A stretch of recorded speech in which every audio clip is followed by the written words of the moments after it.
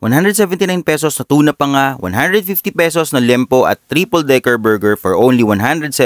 Napakamura, 'di ba? Yan ang na-discover ko na kainan dito sa Bulaon, San Fernando, Pampanga. Ito ang ihaw na nag-o-offer ng cold grilled burger at inasal. Malapit lang sila sa Pure Gold Bulaon at katabi lang ng Bulaon San Fernando Terminal. Habang nag-iihaw ay talagang nakakatakam na ang kanilang mga niluluto. Tinikman natin ang mga ipinagmamalaki nilang mga dish. Kagaya ng tuna pa nga na 179 pesos at additional 20 pesos para maging only rice. Siyempre tinikman din natin ang kanilang inasal at wala akong masabi. Legit na lasa ng inasal na citrusy, yung lasa ng tanglad ay nanonood sa laman at may konting sweetness at ibabalance naman ito ng toyo mansi. Perfect na perfect sa kanin na may chicken oil. Yung burger nila ay napakalaki ng serving at sulit na sulit sa price nito dahil overload na overload at hindi tinipid ang lasa. Nagustuhan ko yung triple burger na 179 pesos at yung Hawaiian burger na 139 pesos na may barbecue sauce na masarap na malahi curry sauce, matamis na may konting asim. Perfect sa smoky burger patty nito. Honestly, kahit ako ay nagulat pero legit na masasarap ang pagkain sa napakasimpleng kainan na ito. Hindi ko din inaasahan pero high quality ang produkto ng ihaw at take note,